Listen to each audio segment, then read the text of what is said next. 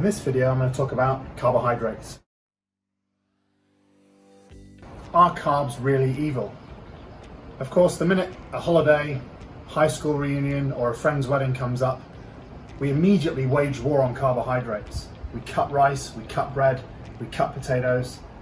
But is banishing carbs really the answer to slim down and to feel your best? Not to mention, how do carbs contribute to our overall health? And why have they been blamed for our belly fat? I'm sure that you've noticed when people say things like, I'm on a low carb diet, I'm not eating carbs right now. Typically they're referring to things like pasta, bread, rice, those kind of things. But what many don't know is that foods like dairy, fruit and vegetables have naturally occurring carbohydrates within them. So before you axe every carbohydrate from your menu, it's critical that you know the facts first.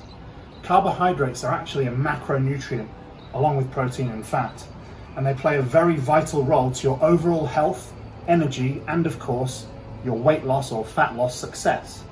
As I've mentioned in previous videos, the body's preferred source of fuel for most activities is in fact carbohydrate. Your brain and red blood cells rely on carbohydrates almost exclusively for fuel.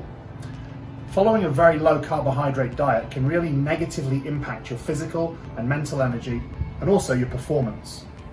You end up cutting down or out so many healthy foods, which limits your intake of important vitamins, minerals, phytonutrients and fiber that are all critical for good health. That being said, here's a few myths about carbs that I'm going to bust. Myth number 1. Cutting carbs means just getting rid of things like bread and pasta from my diet. The truth is, cutting out carbohydrates also means cutting out vegetables, fruit, and dairy products, leaving you severely lacking in terms of nutrition. Now, carbohydrates vary widely in terms of their nutrient density.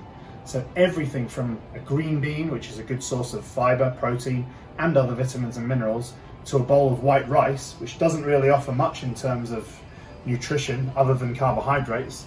These are all carbohydrates. Myth number 2. All carbs are created equal. The truth is, there are simple and complex carbohydrates. When people think carbs, they think starch like white rice, pasta, potatoes, or white bread. While most refined carbs don't really provide much nutritionally, there are a lot of good carbs, which are like healthy foods that provide carbohydrates your body absolutely needs every day to function optimally. There are 3 types of carbohydrates: fiber, sugar, and starch. Where things get confusing is when we look at specific foods which can contain different types of carbohydrates. They can either be labeled simple or complex based on their chemical makeup. Complex carbs contain a chain of sugars as well as some fiber, protein and/or healthy fats, vitamins and minerals.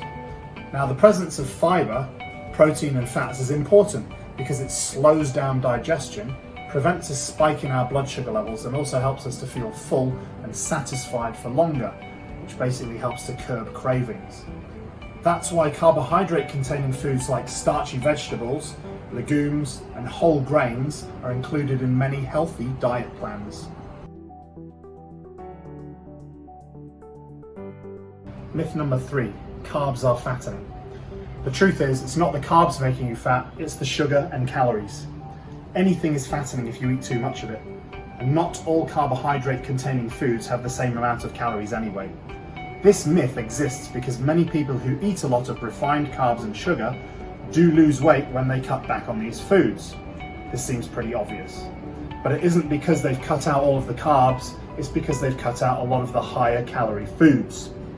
Research shows that while low-carb eaters tend to lose more weight at first, after 1 year, that weight loss levels out and is no different than those who eat a low-fat or moderate carb diet. When it comes to carb-containing foods and weight gain, sugar and excess calories tend to be the main cause. Now, the key here is to be able to identify and limit the amount of added sugar in your carbohydrate sources. So you want to focus on more whole foods like fruits, vegetables, beans and whole grains, and pay attention to the portion sizing of your carbohydrates along with your protein and fat sources. Sugar can be found naturally in foods like fruits and dairy products, as well as being more concentrated into processed foods like sodas, sweets, or baked foods. Try to choose sources of carbohydrates that have this naturally occurring sugar rather than the added sugar. Try and look for foods with higher amounts of dietary fiber and a lower amount of added sugar, which you can identify on the food label if it's one of the first ingredients on the list. Try to limit foods that have sugar within the first 2 to 3 ingredients on the list. Just because you're choosing the higher fiber, lower sugar options doesn't mean that you can eat them in unlimited quantities. Portion sizes will always matter. If you need to figure out what portion sizes you should be using, remember the hand size model that I spoke of in the previous videos. So we're talking 1 to 2 cupped hand-sized portions of carbs per meal. The bottom line is, you need carbs as part of a healthy, balanced diet.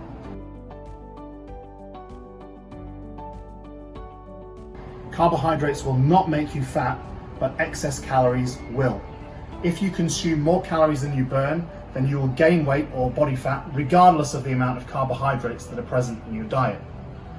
I do not believe that cutting out entire food groups is the answer.